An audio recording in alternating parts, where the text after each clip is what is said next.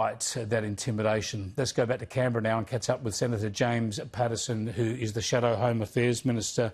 Thanks for joining us again, James. You, of course, deserve credit for flushing out the information we have about the 149 convicted criminals now in the community.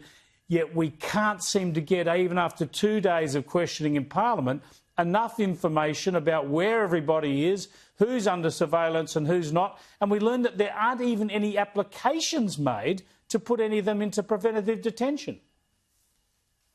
That's exactly right, Chris. I mean, it's a scandal that the government decided over summer that they could get away with stopping publishing this information and withholding it from the Australian public. It shouldn't have required the Senate and the estimates process to draw this out of them. But you can see now that it's out there in the public why they didn't want it to be released in the first place. It's shocking from the severity of the crimes of the offenders, 7 murderers, 37 sex offenders, 72 other violent criminals, plus domestic violence abusers, drug traffickers, and a nebulous category of international crimes involving 5 people. From that to their failure to apply to a single preventative detention order, and the fact that 18 of these people have been arrested for reoffending in the community, 7 of them have breached the conditions under their visa, and the Border Force and Home Affairs departments were unable to say if any of those people or how many of those people are in custody. I mean, this government has been a shambles from start to finish when it comes to this issue, and it goes to the heart of the core problem here, which is they are weak on national security, they are slow on community safety, they do not prioritise these issues, and Australians are victims of the result. Well, exactly. I found it astounding today to see Andrew Giles in Parliament saying they're still preparing applications. Not that they're waiting for findings or results, they're still preparing their arguments, their application on this issue. And let's just have a look at him also criticising you. It's very disappointing to hear how Senator Paterson has characterised this, because he knows, because he himself talked about the very high threshold that is required to make a successful application for an order of this type. Well, James Paterson, your response to that, but I stress firstly, though, I don't care what the threshold is, the applications need to be made post-haste. Exactly right, Chris. So what Andrew Giles is referring to is a speech I gave in 2021 as chair of the Intelligence Committee, referring to a similar but not exactly the same scheme to detain terrorists after the end of their sentences.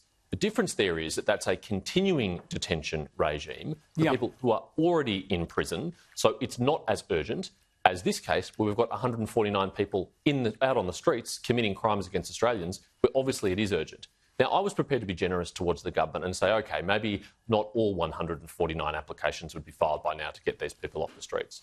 But even in my wildest dreams, I thought they were competent enough in 2 months to make one application. Perhaps they could start with the murderers, or perhaps they could start with the child sex offenders. I mean, prioritisation here shouldn't be too hard.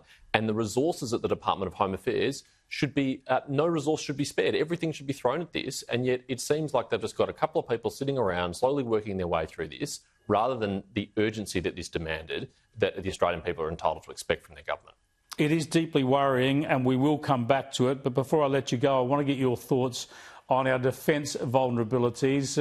We're waiting to hear the government's response on the Surface Fleet Review, which shows how vulnerable we are at sea, but also revelations about just how desperately the Defence Force is finding its personnel issues, just not getting enough people into the Defence Forces. There are 3 key things you need in your Defence Force to defend yourself adequately in a time of crisis. You need platforms, you need munitions, and you need people.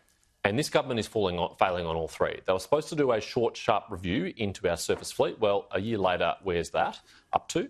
They were supposed to acquire munitions so that we could have something to fire in the event of a crisis. Well, where's that? 2 years in. And they're supposed to recruit even more people from Defence and retain people that we've already got in Defence, and they're failing to do that. So it's 0 from 3 from Richard Marles as Defence Minister, and it's shocking weakness again on national security. Yeah, well summarised. Thanks for joining us, James.